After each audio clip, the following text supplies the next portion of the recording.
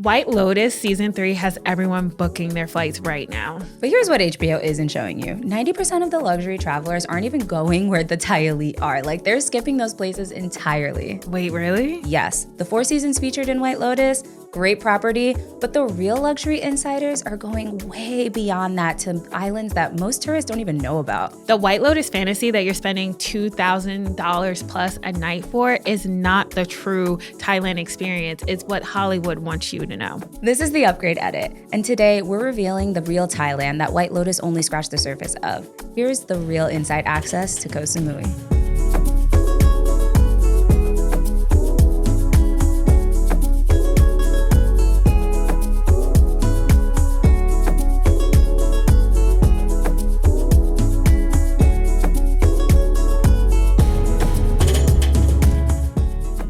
Hey everyone, welcome to the Upgrade Edit, the podcast where we go through what's really worth traveling to, what's not, and changes the way you experience the world. My name is Ciara. I am a luxury travel advisor that specializes in solo and group travel. I want to make sure that everyone's trip is first, safety, and second, authenticity. And I'm Fed, your luxury travel expert obsessed with finding you the most exclusive luxury travel experiences that are actually worth your money. This week, we're whisking you away to the Thai island of Koh Samui. Season 3 of the hit show White Lotus has put this stunning location in the spotlight. Look, I have so many thoughts about the White Lotus, but what I will say is the very first episode, as someone, I have clients gone, I haven't been to Thailand just yet, it really puts you in the scene of what the energy and the experience is. Peacefulness, wildlife, beautiful greenery, and just absolute peace, which is complete opposite of the lifestyle we have here in the States. Okay? I know, and definitely not peaceful is definitely not giving White Lotus because, you know, it's drama. That was literally 5 minutes into it. I know. The other episodes, no, straight drama. But we'll be Rich drama. No, for real. We'll be breaking down the White Lotus effect. Is it truly the White Lotus dream, or is there more beneath the surface? And we'll also, as always, give you the ultimate upgrade list of how to upgrade your travel to Thailand. Yes, and we'll break down how Thailand's tourism boom is impacting prices, over-tourism, and the luxury investments that are being made in 2025. So whether you're planning a trip to Thailand or you're just daydreaming about your next escape, this episode and our tips will definitely make sure that you have the best experience in Thailand. And before we dive in, a quick reminder to hit subscribe and leave us a review wherever you're listening. And follow us on Instagram at the Upgrade Edit Podcast for any travel inspiration you need and some behind-the-scenes content as well. And a special shout out to all of our Patreon and Substack subscribers that are getting full show notes and exclusive details to everything we're mentioning in the episode. If you want to join that community and have the full tea, make sure you subscribe on our Substack and our Patreon. Definitely. So let's get into the tea because White Lotus has a habit of turning already exclusive destinations into even bigger luxury hotspots. You saw it happen with Taormina in season 2 when White Lotus took over Sicily. And after that season dropped, hotel bookings in Italy, specifically at the 4 Seasons Taormina, literally skyrocketed to 300%. That's insane. And now it is Thailand's turn. Well deserved, because we've all known about the beauty of Thailand beforehand. But now it's really labeling itself as the kingmaker, for real. No, we're talking about a huge surge in interest. There is one report that said there was a 65% increase in interest from U.S. tourists to Koh Samui. Agoda reported a 12% interest in accommodation searches for Koh Samui. Like, it's real. It's crazy. And the season's not even over. Do you think luxury hotels are getting a piece of this pie too? They're eating it up. Like, of course, luxury hotel bookings rose by 40%. Even Hotels.com saw a 40% jump after the season's teaser. Like, it's clear that the White Lotus effect is so freaking real. I know. And most importantly, our host agency, Fora, even saw an increase within the first 2 episodes, which is amazing news for us, right? No, for real. No, we're seeing a travel boom for real, and you can expect a surge in travel in prices as a result of that. Because Koh Samui was already on track for record room rates, but now with White Lotus filming there, I mean, it's going to get insane. Absolutely. And specifically, we're seeing an increase with private villas and then also luxury properties. So that means if you are planning, you want to reach out to us as soon as possible so you can book your trip. Definitely. I mean, Koh Samui's always been a popular travel destination. I literally went there my junior year of college for spring break with my friends. Like, Thailand has always been on the map. The island already welcomes millions of visitors annually. So with the infrastructure is there. This isn't like a place where now it's getting put on the map. It's been on the map, but the eyes on it now and the increased attention is just going to put a strain on the resources because so many people want. But the good news is, guys, the rest of southern Thailand is relatively still not untouched, but it's not going to be getting as much of the White Lotus effect as some of the other islands. So it's waiting for you if you know where to look. And that means amazing day trips are bubbling, which means you can stay, at the Four Seasons, but you can do so many day trips, like you said, of untouched land. So, and then also the iconic over water spa treatments. Yeah. That's what really stood out to me the most, of even the over the sea, just almost over the sea hammocks in the White Lotus.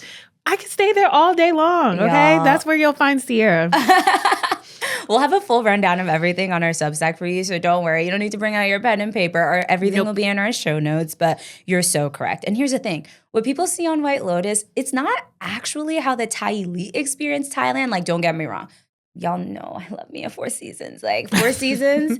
That's Fed stuff, okay? I am the Four Seasons biggest fan, but it's the White Lotus version of Koh Samui in southern Thailand that they're showing you on the show. It's totally like a Western fantasy of luxury. It's not really authentic, which is why we're here to kind of break down exactly what is changing beyond it being included in major television. Yeah, definitely. So let's talk about what's changing in Thailand's travel scene this year, because I feel like with White Lotus giving it like that extra added pressure, like the pressure's getting worse. No, for real. Because the pressure was already on. Like, Thailand's already been that girl. Yeah. But now White Lotus is just skyrocketing. Yeah, it's absolutely insane. And with that, Thailand is really trying to deal with over-tourism. So now they have visitor caps on Maya Bay, which is one of the first places that they tested it with to see how that would work. And so far, it's successful. So they're actually closed for years to kind of recover from damage over the years. And they're strictly limiting daily visitors. Yeah, definitely. I mean, ecotourism's also on the rise too, because like, again, with the over-tourism, the environment always takes a big hit and an impact. So some areas will actually close during certain seasons just to let the land just kind of recover. And it's really part of Thailand's huge push for a more sustainable tourism, because what makes Thailand beautiful is its landscape, right? Absolutely. Like, it's just stunning. And you want to make sure that gets preserved. And so a couple years ago, they weren't doing that, and it really was taking a toll. Like, you could see it. And when COVID happened, the panorama shut us all down. They saw that the wildlife was coming back. Water was clear. It was absolute, like, even here, like, seeing the pollution go down within 6 to 7 months was just absolutely amazing. It was a downside because we were in the middle of a pandemic, but you can kind of see how the earth has the amazing ability to recover on its own. No, the earth definitely knows how to heal itself. Like, Mother Nature has all the tools it needs. We're the problem. Humans are the problem. But Thailand definitely was like, you know what? We see how much, like, just closing down for a couple years definitely gave like a revitalization to these places. So now they're implementing that forever. They're like, you know what? Y'all can see it, but come early, because we're putting caps on things. We're making sure that we're going to sustain our country and make sure that the beauty lasts for years to come. Which I think adds to the luxury aspect of it, because it's just exclusivity, which I think is, we always talk about how that goes hand in hand with luxury. There's also been changes with visas and entry requirements. Yeah. So what I found interesting is that they're extending visa-free stays, specifically, of course, for Americans, but then also Chinese and Russian, which I found super interesting because of the relationships that they already have within government and business. And then we've probably seen so many nomads in Thailand on social media, people just wanting a slower, cheaper lifestyle. And heavy Thailand, on the cheaper. Yes, heavy on the cheaper. And that's where people are going to. Definitely. So there's definitely new digital nomad visas. So you can definitely stay longer visa free. But if you're thinking about camping down and setting up a little home base for a little more than what you would typically consider a Yeah. vacation, there's definitely some digital nomad visas that you'll be required to get in order to stay extra, but they're available. And also they're launching a new Thailand pass for seamless high-end luxury travel. So this is kind of like your fast track. Think of it like the global entry for Thailand. Global So entry is amazing. they're setting it up. They know that they're that girl and they're making sure that they have the infrastructure in place to stay that girl. Yeah, no, I love it because we've all seen, like, even on a smaller scale, businesses that maybe go viral and can't handle it. Imagine like a whole country I going know. viral. It's insane. And then what do you do from there, especially one that kind of bets and its rarity is the environment from there. I know resorts are also investing in solar power and then also organic food sourcing. I know Kamalaya, am I saying that right, is the first one to kind of lead that trend. Yeah, for sure. And do you think the other kind of unfound places of southern Thailand will follow the trend? Absolutely. I think like it's an interesting shift because Thailand's always been affordable. Like everybody knows the backpackers. Like I said, I was there in college when the pockets were not pocketing and I was able to have the most amazing 10 days of my life and come back with change. But now Thailand's really positioning itself to be a true high-end destination with the prices to match. So it's definitely not going to give the backpacker prices everywhere that I was used to when I went a couple of years ago when I was in college. But with that high-end luxury investment, it's also coming with that eco-friendly sustainability stuff. So a lot of these high-end resorts and a lot of these islands are definitely going to up their game to make sure that they're attracting those visitors because a lot of the high-end travelers also want that sustainability too. They don't want to feel like they're coming there and they know they're destroying it. I know, it's that's not the vibe. At least it would weigh heavy on my conscience. Oh, 100%. Like, okay, maybe I should only stay 3 days because if I stay 5, like what's my carbon imprint at that point? And then also, you know, them setting themselves up to remain that girl is receiving the attention of other countries where the foreign investment in these luxury places and within the local communities are increasing, which is amazing. Definitely. We mentioned that with Chinese visas that they're able to go easier. Well, that's because a lot of Chinese investors are opening their pockets into deep into their pockets and giving back, which I think post-pandemic is amazing. Definitely. And, you know, what would the world be without geopolitics? I mean, we got wars over here, wars over there. So a lot of the foreigners that are coming to is a result of things not being as stable in other places in the world. So you will be seeing a lot of Russian visitors too. You know, there's a war going on. American refugees too. Yeah, no, American refugees too. Very soon. Yeah, definitely. God, we're playing. Please help us. No, for real. But a lot of Chinese, Russian tourists. You see a lot of Europeans too. I mean, when I went, I mean, it was so many Germans there. Wow. So many Germans.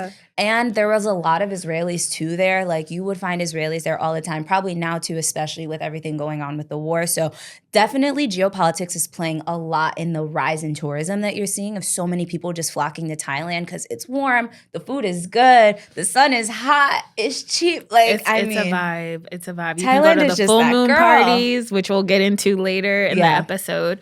So then we went over the landscape of what's going on within the government and investments. So for our listeners who are intrigued that want that luxury experience in southern Thailand, where should they go beyond the obvious of what the White Lotus is highlighting? Yeah, definitely. So White Lotus put Koh Samui on the map, 4 seasons. Of course, that girl. But if you're looking for ultra seclusion, there's 2 sister islands, Koh Noi and Koh Yai.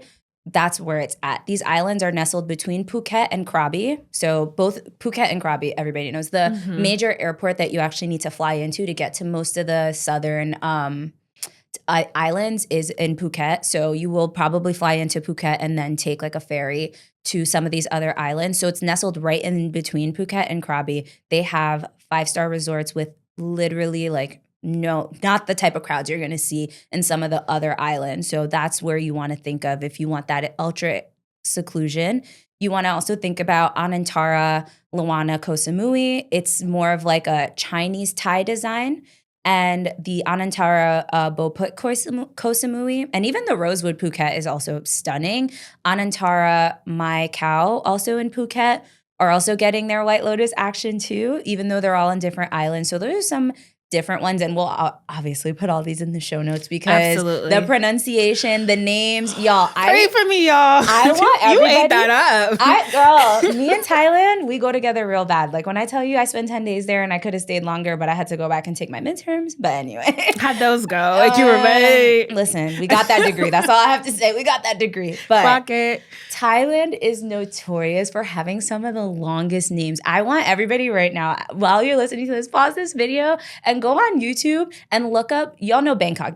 Everybody knows Bangkok. That's the capital. But please look up the Thai name for Bangkok. Bangkok is actually not the real name of the city. Oh my gosh. The name for Bangkok is the world's longest name for a city in the world. The Thai version, when I tell you it's so long, like I think it needs like 5 lines to write the full name of the city of Bangkok. Like when you hear somebody say it's like, it just keep going on and on and on. Well, thank you the past generations of Bangkok and Thailand for knowing that Westerners could not. We could never. We could never. And I know, one of my top picks would be the Six Senses, which I've seen all over the place. I've recommended it to clients before. This is private pool villas, which is perfect for your group trips with epic views. And if you want the true exclusive experience, some of the villas at Samui Jana, did my best, was also used for filming for the White Lotus, which I think wasn't all at Four Seasons. Yeah, which I think is absolutely amazing. And this is private cliffside residence where you literally feel like you own the island and you don't own the island. Please don't let that get to your head like some of these characters on the White Lotus. But they'll come with a welcoming, helpful staff. And again, they're also perfect for groups and families if you just want privacy. Yeah, definitely. For the ultimate private island escape though, oh my God. Okay, Koh Kradan and Koh Nai. It's spelled Ngai, but the G is silent. Those are really great. These islands are still pretty untouched. I mean, the white sands, the clear waters is giving Maldives without the Maldives price tag. Southern Thailand, when I tell you there's so many islands, Thailand is one of those countries that has like one of the most amount of like islands and archipelagos like in the world. And it's so nice because every island has its own vibe. So listen, if you don't have that $2,000 a night, Four Seasons, Koh Samui price tag, if you go to some of these other lesser known islands, I wouldn't say they're untouched because the Thai elite and the people, they've been there. They've done their rounds. Yeah, they know. That's where they're at. So if you want to be where they are, that's where you need to go. If you want to be where the North Carolinian rich family's dad who's doing tax evasion, go to mom who has something's wrong with her. It's the pills. Something is wrong with her. She's on that med. Who would just suggest your husband to just keep taking sleeping pills every single night, baby? And your children are like in love with each other and not in a good way. It's just weirdos. It's very concerning.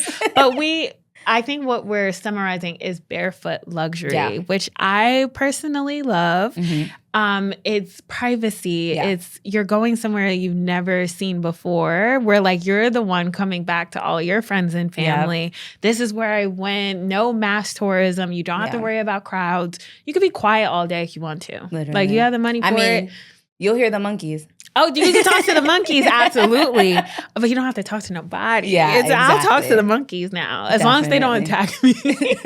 No, those monkeys are aggressive, guys. That part of the show is so real. When I tell you those monkeys are disrespectful, like they are aggressive. Beware. But for old school Thailand luxury, I'm still a huge fan of Riley and Krabi. I love me some Riley. Like I had such an amazing time in Riley. Like Riley Beach is obviously famous, but like I still love them. Like they're never going to be overdone for me. So what was your experience there? Was it more of just like a chill beach day? Were there clubs there? Were there bars there? Everything was there for you. Okay. I mean, Riley is so fun. You have your Muay Thai fights. Like, y'all, we'll get to that. Like, we'll get to that. But it's just a little bit of everything. There's so much to do, so much to offer. I still think it's good if you don't want that private island experience, you want to be around people, especially if you're not with a group.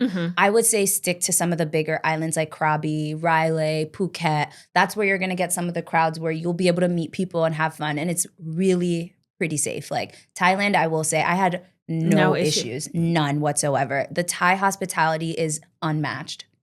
Yeah, no, that's absolutely amazing. I'm glad. And I'm so happy that you went because now you have like Fed's point of view with like recommendations that we've had for our clients in the past. Definitely. So what about, White Lotus dream stay, right? Like if you really want that luxury, like you really want to be in your White Lotus fantasy. I get it. Like, trust me, you're not going all the way over there just to not see just to not see where it was filmed or even stay there yourself. So what about the people who are like, no, I want to spend my money? You want to spend your money. Yeah. Okay, so Four Seasons, we mentioned it before, like that's the obvious one. But then there's also Banyan Tree Samui, which is another standout, again, with cliff-side villas. I personally love villas over hotels. Yeah. That's where me and Fed are different.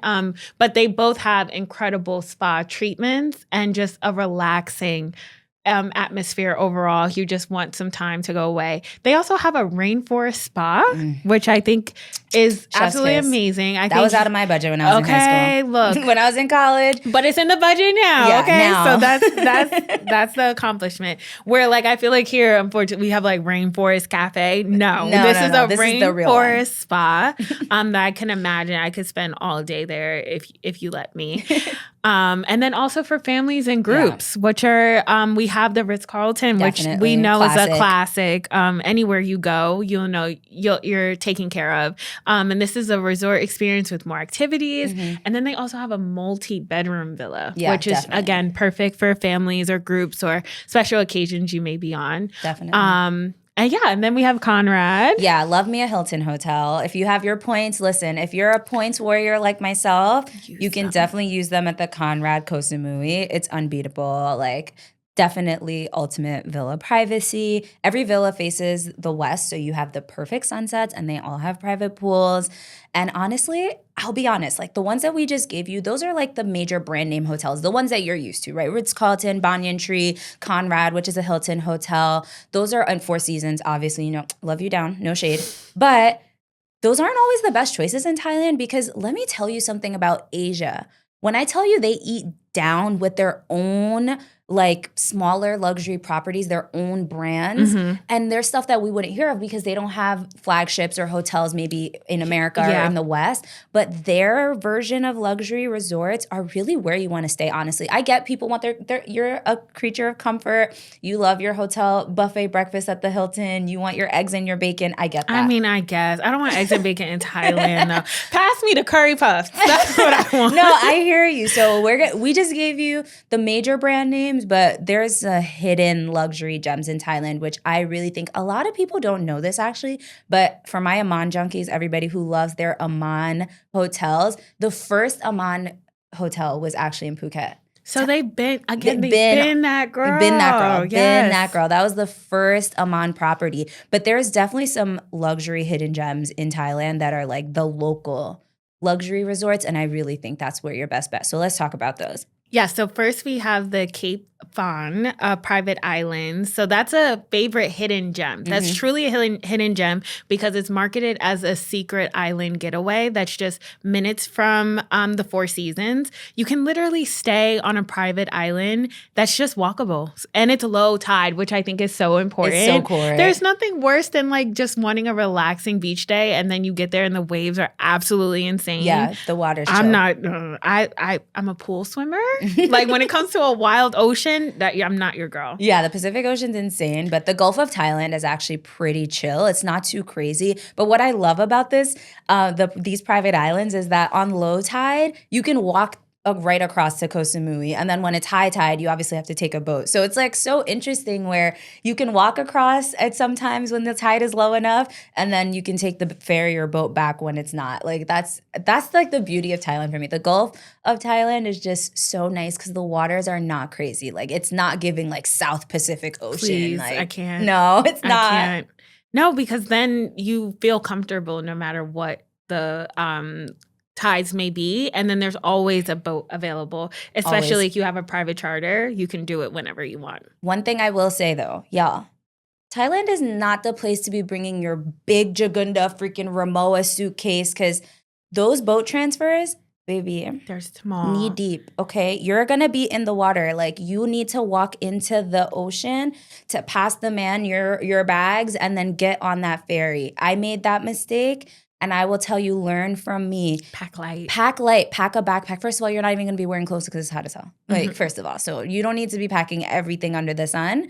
But pack like a duffel or like a backpack, so that way when you're going through kind of the water where you probably have to get like knee or thigh deep to get to the ferry and to the boat and then get on the boat. So imagine dragging your suitcase. You would literally have to hold it on your head. Exactly. It's not worth it. Oh. Don't do that. Take it from me. Like, it's not worth it. Pack light. Do not bring your biggest suitcase known to mankind. It was never that serious. What would I do without Fed? Because this is the girl who just had like a 54-pound bag just to go to the island. So imagine if I go to Thailand. Oh, now gosh, I know. no, Pack leave it light, at home. or I'm going to have to lift it over my head. Definitely. So now let's get into the luxury experiences that are truly worth it. Yeah, totally. I feel like, again, the private long-tail boats or a yacht day trip. We saw that on on White Lotus. So they had their yacht. Oh, absolutely. Did you see the pool?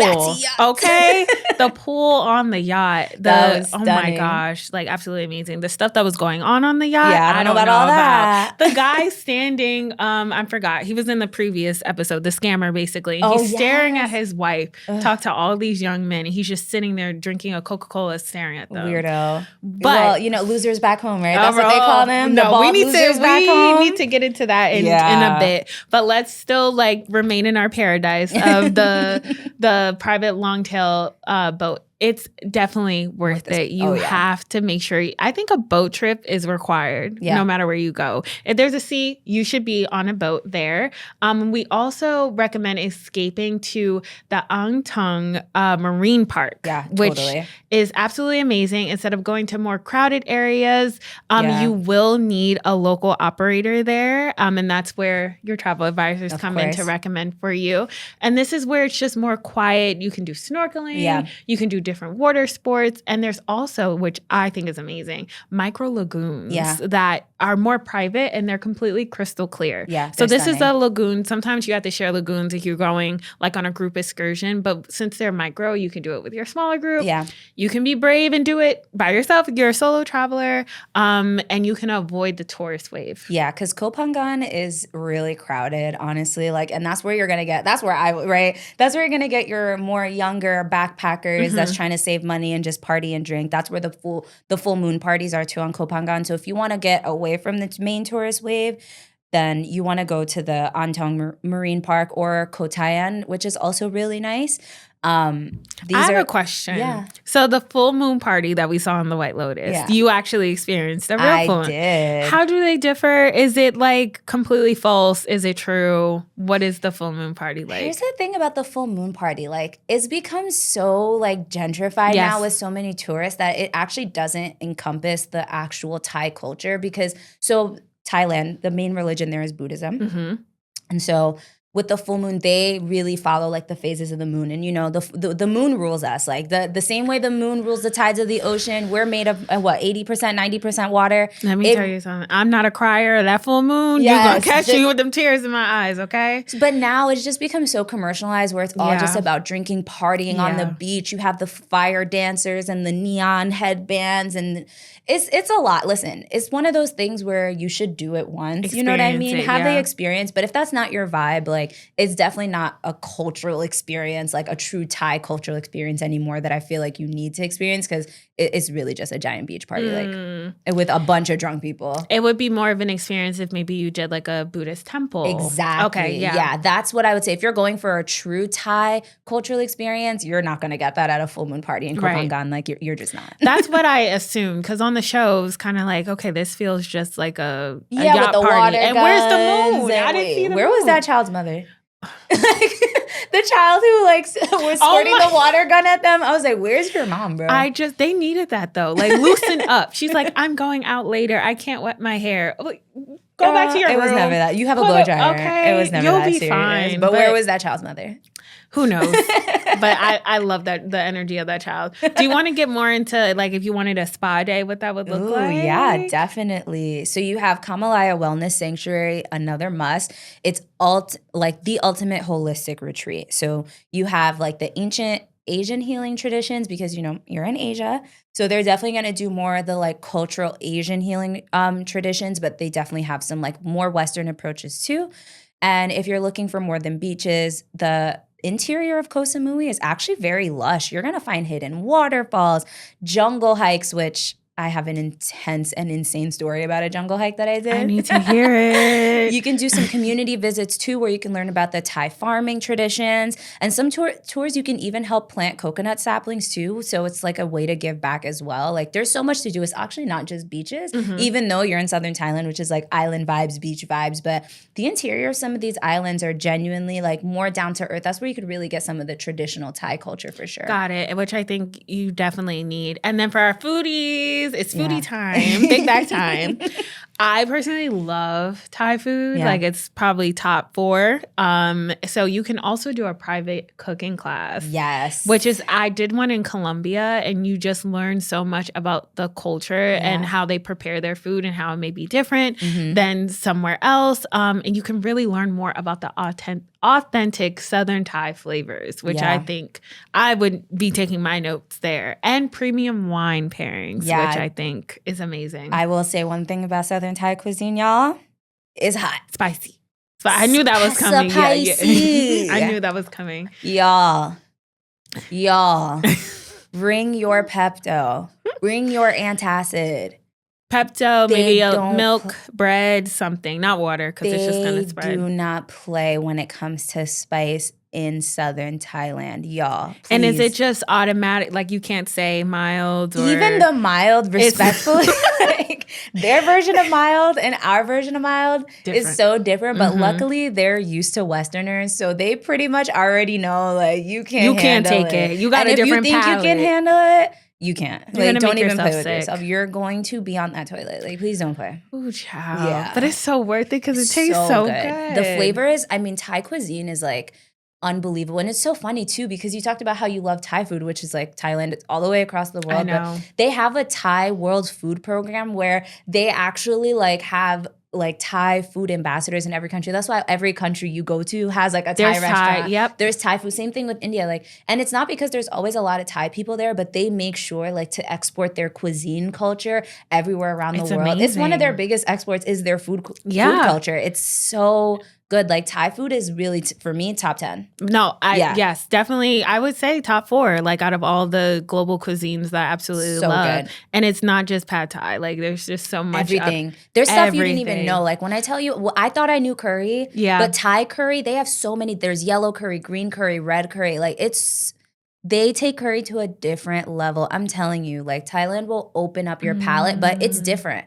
It's not the stuff that you're used to. So if you have a seafood allergy, be careful about be very careful because everything pretty much has like shrimp paste in it. So that's something to be very wary about. But again, they use so many different things. Like they have their own version of like ginger. They have their own type of lime. They have their own type of like, it's just so much. Like please take a cooking class. I did one. It was amazing. He even made a little cookbook for us to take home. Like it was so nice. And it was like an outdoor cooking thing too because they cook a lot outdoors because obviously it's hot as hell over there. So you're not going to be in the kitchen. In a room? Oh, no. So they have like outdoor cooking, but taking a cooking class in Thailand is truly like Top Yeah. 10. And we talked about the spice. We talked about how it's very hot, so you need to cool down. Yeah. A perfect place for sunset drinks is Air Bar or the Jungle Club. Yes. This is where you can have the best views. You can cool down a bit from the spice that you just had from your private cooking class. And then they're all crafted with local ingredients. Like you said, ginger. I'm a person, I drink boiled ginger root almost every morning. Okay, Caribbean. So, okay. So to think like they have a different kind. There's Thai ginger. Yeah. And then a Thai ginger cocktail Yeah. by the beach. I mean, you can't, what's better than that? It's amazing. Also, you can't go to Thailand without experiencing a Muay Thai fight. Like, you can go to Bangla Boxing Stadium, which is in Phuket, but let me just warn y'all right now. It is intense. The fight. Yo. Just the energy and the The aura. energy's insane, but the fighting, like, again, they're using their hands, they're using their feet. Like, a tooth might fly by your head. Like MMA, blood, but worse. Like, yes, it's literally wow. insane. Like, it's not for the faint-hearted. Like, I had to look away. Like, I can't watch that. My stomach was hurting. I don't think I could either. Because even American boxing, my dad watches it all the time. And I'm like, how do you watch people get hurt and fight? No, this is a different, it's different level. Oh, and it's male and female. Like, they both are intense. Like, y'all. But you know what was really fun, though? I did this when I was in Thailand, is take a Muay Thai boxing class. Okay. Because they'll take it easy on you. They're not going to punch you in the face. But it's actually very interesting to experience it because it's very different. I would definitely, like, during the daytime, you can go and take a boxing class there. It's very fun. But those fights are intense. So please, if you don't have the stomach for violence, don't do it. Yeah, no, that's a good point. Because sometimes you look at it as just, it's just something to do. But you go in there, teeth flying, blood flying. Oh my God. On the floor. Is it broken bones? Ooh, it gets that bad. It's crazy. Oh my, broken bones. Child, no. Okay. So, on the opposite of cultural touch, but a zen, there's a beautiful Buddhist temple. And it's what? Poo Cow Tongue. Yes, that was great, actually. I'm trying, y'all. So that is a Buddhist temple with a dragon staircase, which is, I recommend you go earlier in the day before, you beat the tourists. Yeah, and then also the beautiful beaches that are nearby is an absolute must on the quieter West Coast. Yeah, for sure. One thing I love about the Buddhist temples there is, like, you really get to experience that true Thai spirituality and culture because, like, it's very different. It's not Christianity. It's not Islam. It's not Judaism. Like, this is so different. Like, they revere their elders so much there. And because they have, obviously, the Buddhist temples have monks. So you'll see the locals come in the morning, light incense for their deceased ancestors. They bring food because, monks have a vow of, like, poverty. So the community feeds them. So in the morning, before people go to work, you'll see them come and bring their offerings to the temple, a bowl of fruit, some food, like everything. Those monks, literally, they're sustained off the community. So if you even want to bring them some food or anything like that, come in the morning before the tourists come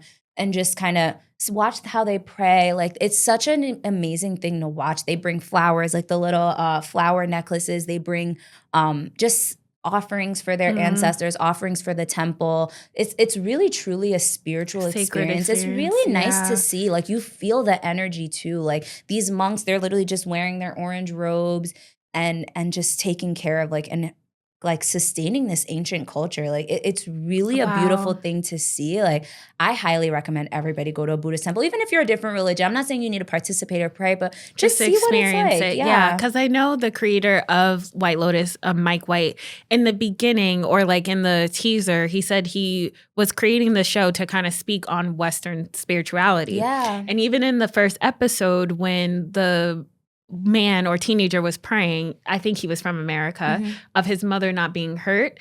And he's praying to God, I hope my mother isn't hurt. And then he looks up at the statue and said, "You're so stupid. Didn't I say to protect my mother?" And I think that was kind of a hit to Western spirituality of, like, you only pray to God or a figure when you need. Yeah. And then when things go wrong, okay, now all you're of a sudden, cursing God. Now Now it's F you, all that. which I think is kind of opposite of the overall Buddhism culture. So it's just, I think with the White Lotus, there is rich drama. There is a lot going on. But if you pay attention to the very small details, you can see the contrast between Western culture and then also Thai culture. Definitely. It's really something so experienced. And I think what I love about these experiences is that they combine luxury with authenticity, which I feel like when you go to a country like Thailand, like you can't just stay and get the generic resort experience. Like you have to connect to the Thai culture in a meaningful way. And I feel like White Lotus, it showcases a certain level of like that seamless luxury experience. But remember that you're in a different cultural context. Experiencing that Thai hospitality, that Thai culture is truly unique. You didn't come across the world to not really embrace that culture. Don't be small-minded. It's nothing like where you're coming from. So I really genuinely think Thailand is top tier when it comes to just a different cultural experience. Yeah. So what we painted was just absolute beauty, absolute paradise. I need to make my way out of there. Sounds perfect, but let's keep it real. Yeah. Let's switch to maybe the pitfalls, the hidden fees, the over tourism, you name it. Let's really get into the no gatekeeping moments. Yeah, definitely. So I feel like White Lotus, it's very much hinting at paradise with the darker side. That's what White Lotus, that whole show is known for. Yeah. So what are some of the less glamorous realities that travelers might encounter? I think really it's I guess maybe the overbearingness of the street vendors at times, depending on where you go, can be an element. The weather, like we said before, I don't think people expect like how humid it can be. It's hot. And then when you go into over tourism, so you're crowded, it's hot. There may be a language barrier, which is always, it's different. It's not, I think the other countries that, we went through before, you can kind of guess based off of like the Latin roots of English. But with Thai, it's completely, you're not guessing. There's no way of doing it. What's a way around that? Like when you were there, how did you manage the language barrier? Google freaking Translate. Like the camera feature where you can kind of just use the camera to scan the words and translate it. That's going to be your best friend. Like Thailand is not the place to not get your SIM and have data because you cannot get around. Thai is not anything close to what their script is different. Their letters are different. It's totally different. And yes, in some of the more touristy areas, they speak English or they know enough. They know English words. They're used to it. But some places, people, they don't speak English. And obviously, why are you expecting them to speak English? Like, you didn't come there knowing Thai. So it's really important to have your Google Translate on deck, and especially that camera feature, because it's unrecognizable. Like you're not going to get around. Like there's no kind of like, no. Like you can't guess. Right. You can't. So make sure you have your Google Translate and you download the language. Yeah, download the language. Just in case. And then for people who may be splitting their trip going to Bangkok and then going to the more southern side or beachy side, Bangkok is also dealing with extreme marine pollution. And I think people don't realize that. And when they see it, especially coming from maybe the States, even though New York is almost just as bad, it's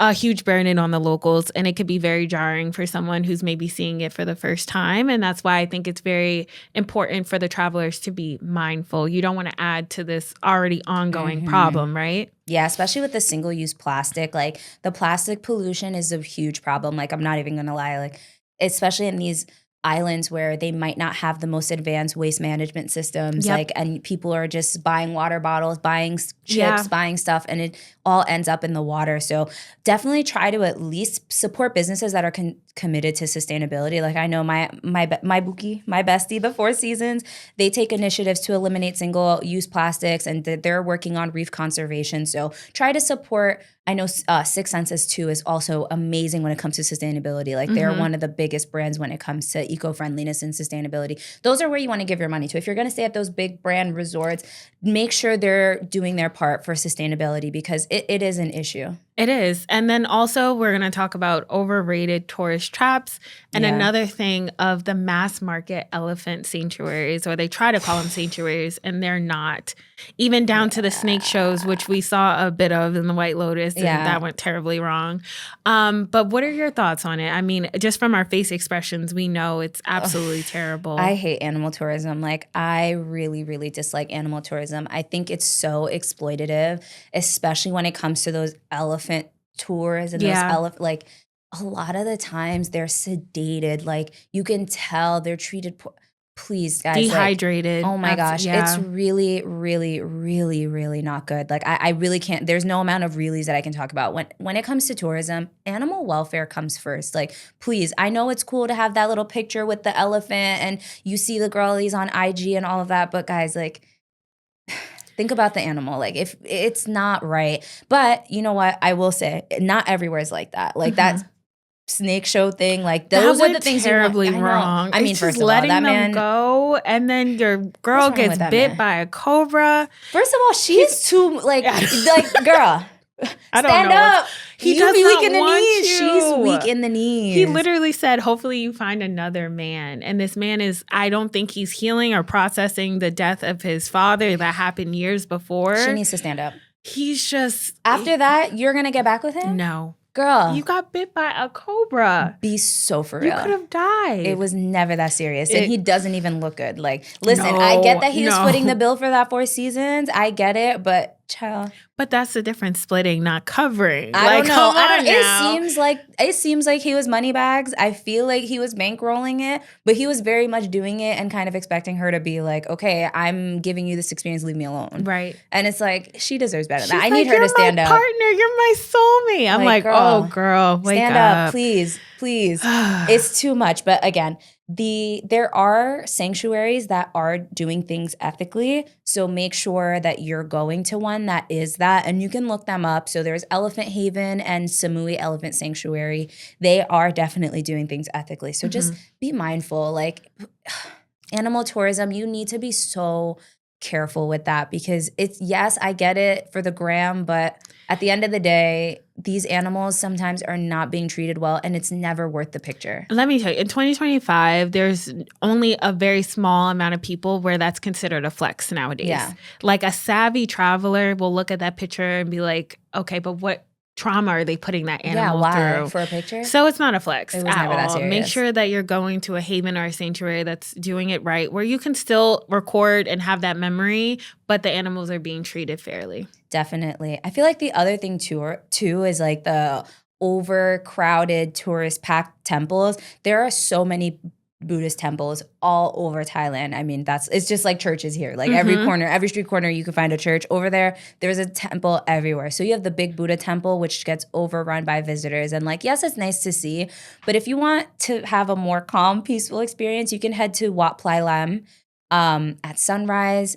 Is definitely more peaceful. You'll see the locals making their offerings. You'll see the monks doing their morning rituals. And that's definitely like, if you want a real Thai experience that's not just tourists taking pictures and all that. Not really living in the moment. Yeah, definitely try to go to some of the smaller ones, or the one that we recommend in our show notes. You'll find all of them. One thing I will say for the temples, do not show up in your flip-flop shorts and tank tops. Dress appropriately. Yeah, please. You need to cover your bottom. They'll have sometimes the what are they called? Sarongs that you can at least wrap around your waist to cover your legs, cover your shoulders. Definitely be respectful when you go. Like, please. Like, this is a spiritual, religious place. If you wouldn't show up to church that way, or to the mosque that way, or to synagogue that way, don't come to the Buddhist temple with your whole everything out. It's not Again, good. You're gonna attract attention that you don't They won't want. let you in. Yeah. They won't let you in. So you have to cover up, or at least know that if you show up like that, they will give you something to cover up. Yeah. Or you'll be standing outside waiting for the rest of your group. Yeah. And we said it's a unique experience where you can island hop, but I think it's the way you island hop that's very important. don't go through the route of what Google or TikTok is showing you. We all love our travel recommendations from TikTok, but you want to make sure, if anything, that you charter a private boat or that you work with a travel advisor to make sure that when you're island hopping, logistically, everything makes sense. You're not spending too long at one island and then not long enough at another island, and that you know and you're aware of the boat that you'll be using. With other island hopping, a lot of information they keep until the very last second.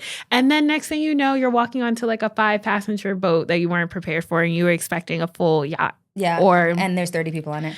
So it's you're squeezing your bags and it's not fun. And everyone's hot and they musty. And trust me, listen, in my college days. Speaking from experience.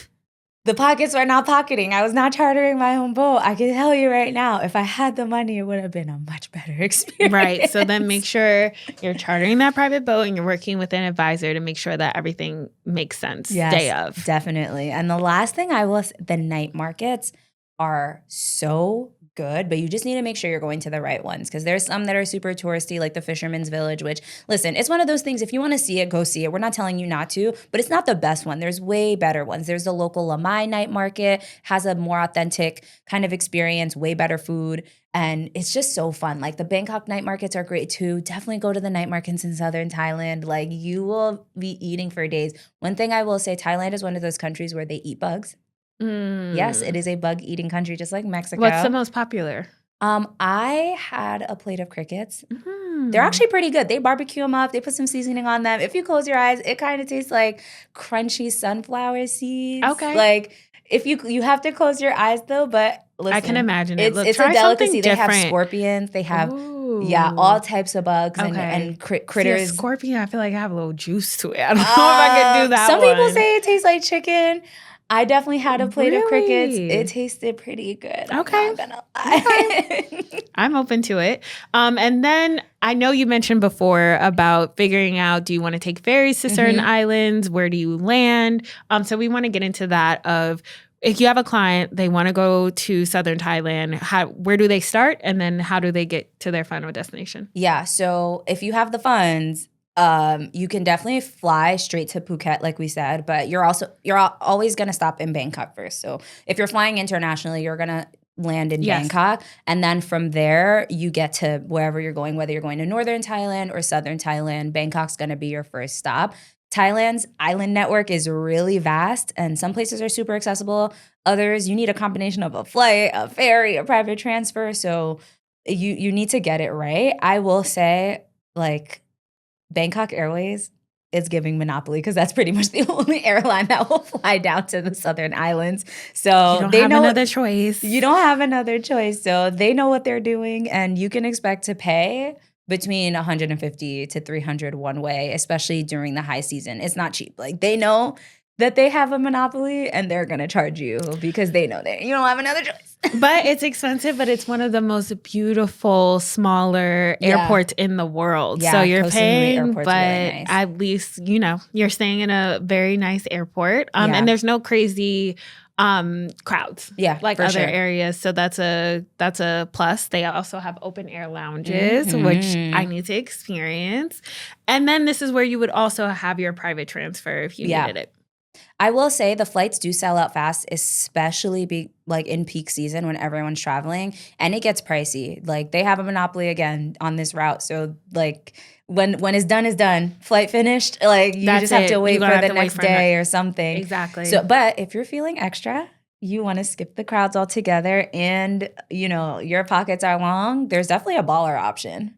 And the baller option would be a private jet. Yes, a PJ. Yes, and that would be provided through CM Seaplane, or there's another vendor that's literally called VIP Jets. Yep. So don't feel like you're getting scammed. That's literally the name. Yeah. And expect to pay $2,000 one way. Yeah. So that's $4,000 round trip.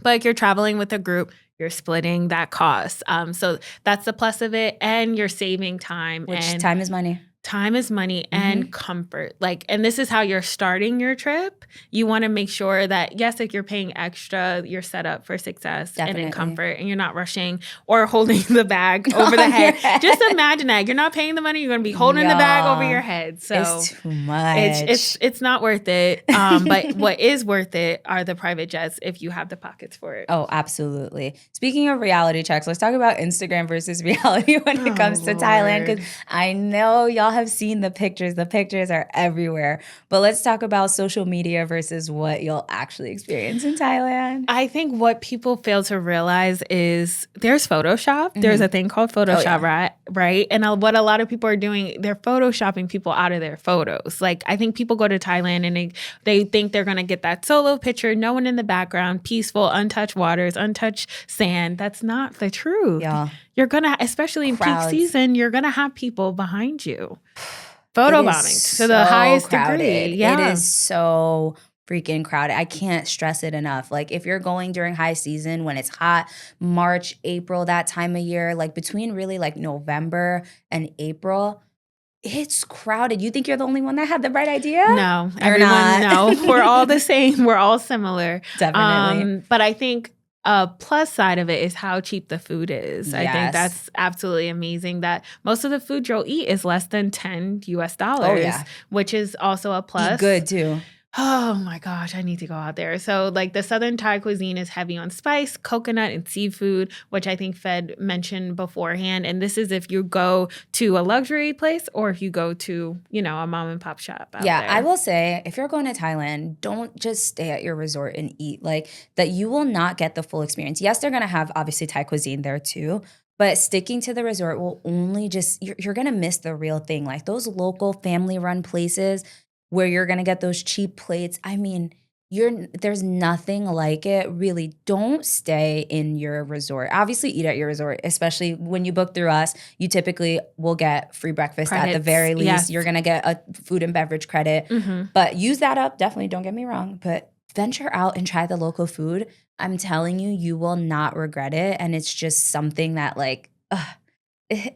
it's like, luxury doesn't always mean expensive. And I think that's the part that I love about Thailand is like the most luxurious experience you're going to get is at some mom and pop shop where you're pointing at the menu at a picture of what you want to eat and a big old plate of food comes out and you're ascending to heaven because it's truly the best thing you put in your mouth. Rich in culture, which I think is most important. And then speaking of on the go, so Thailand has their own version of Uber and it's called Grab. Yeah. So that's something that you definitely want to install on your phone before you fly off.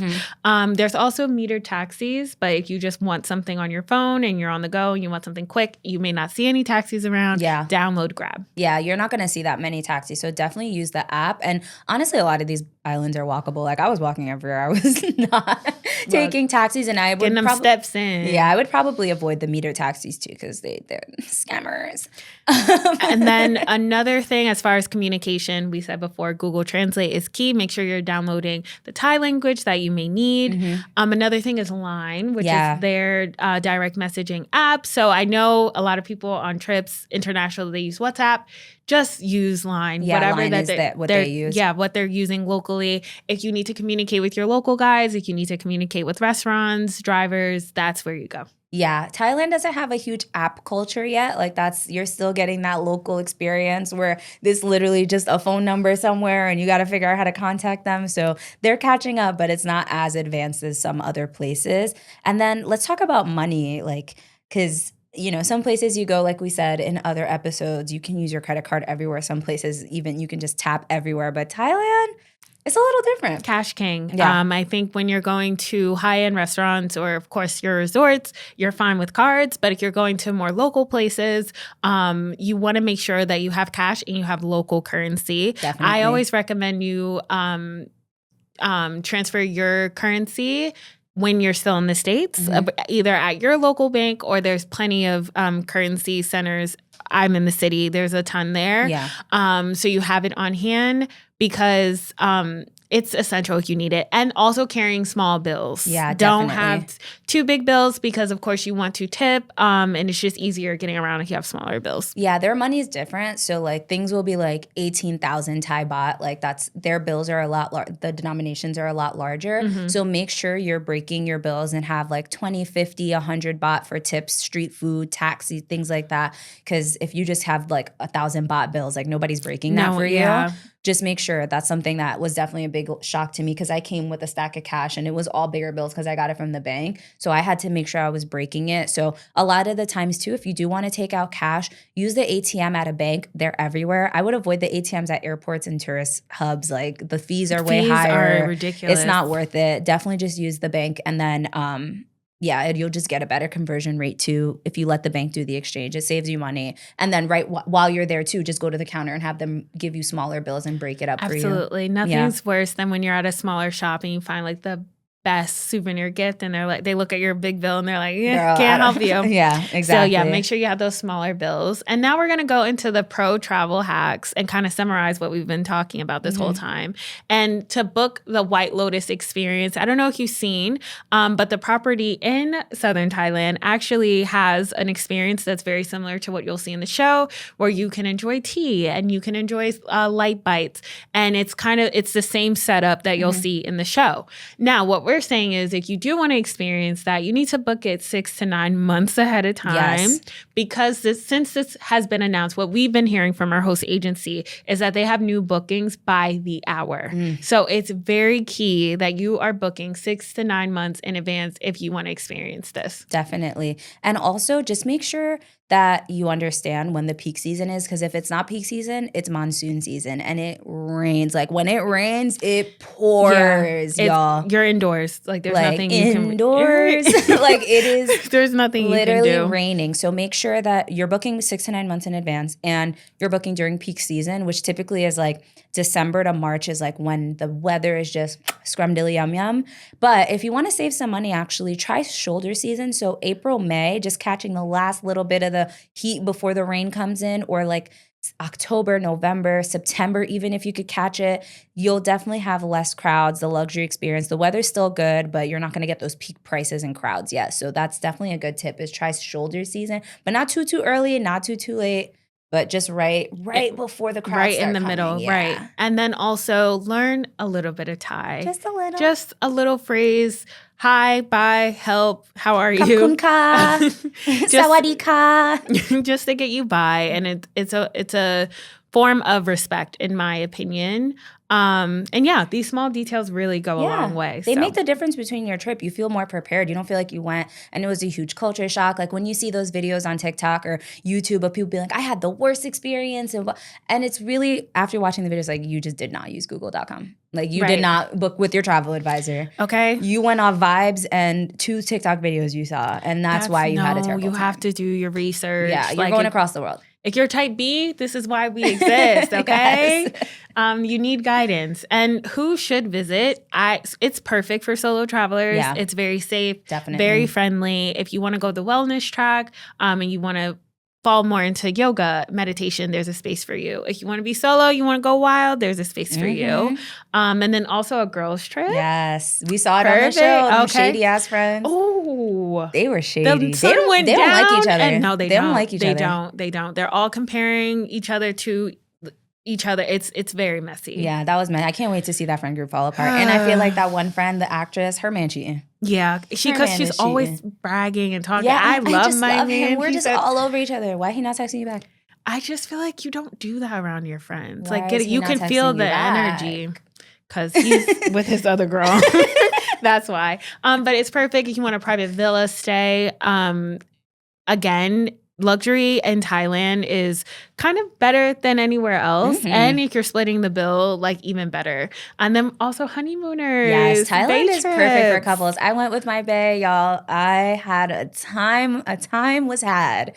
Let me tell you, it is perfect for couples. Like the retreats, they're just perfect. Like honeymooning, I would definitely, don't go for 3 days now. You need 2 weeks. Like I spent 10 days and I could have stayed longer. Like don't go if you're trying to go for 3-4 days. Like you need a good 2-week honeymoon. But I think Thailand is perfect for honeymooners. It really is. And for luxury seekers, The White Lotus lifestyle is real, y'all. Thailand is definitely that girl when it comes to luxury. Like, I genuinely feel like this is even gonna set it up as a luxury. Like, before, I think the vibe that people thought when they thought about Southern Thailand was very much backpackers, very Yes. much people going for that cheap lifestyle. But now No. the money is there. The manyan. It's there. Yeah. Look, luxury will find itself anywhere, okay? There's always two sides to the coin. And then people who may want to skip Thailand or this area of Thailand, intense nightlife. You need to go to Bangkok if you want like partying all night long. You're not going to find it here. Don't go there trying to find it and being disrespectful and 2 a.m. you're screaming looking for a party. It's not going to find you. Yeah. So go to Bangkok. Yeah, Bangkok is definitely more crazy nightlife. You will find nightlife in the islands, but it's just a different vibe. It's more chill. It's beach nightlife. It's not nightclubs. Like if you want that nightlife, Bangkok is where it's stay 2-3 days in Bangkok before you head down to Southern Thailand if you really want that nightlife vibe. And then you can recover in Southern Thailand. So like bottom line, we've said it multiple times. Thailand is that girl. It will remain that girl. And the White Lotus effect dream is real. It really is. Key takeaways, go for the beauty. Indulge in the luxury if you choose, but get that authentic experience and be a conscious traveler. Like, don't be an asshole. And it goes beyond just the aesthetics. There's an opportunity here to upgrade your travel with absolute comfort and luxury. And yeah, the perfect Instagram shot, but even beyond that. And I think it is a place where there is a lot of planning and logistics. And that's why I think an advisor is key 100%. In a place like Thailand. You have Fed here who's actually been there and can advise on her personal experience. So yeah, no, it's definitely a place. We're here for you. We're here to support. We're here to plan. Again, for our Type B folks, we're here. Yeah, absolutely. So if you want to get the direct links to everything we mentioned, head over to our show notes on Substack. We've got the thorough list of resources and inside tips.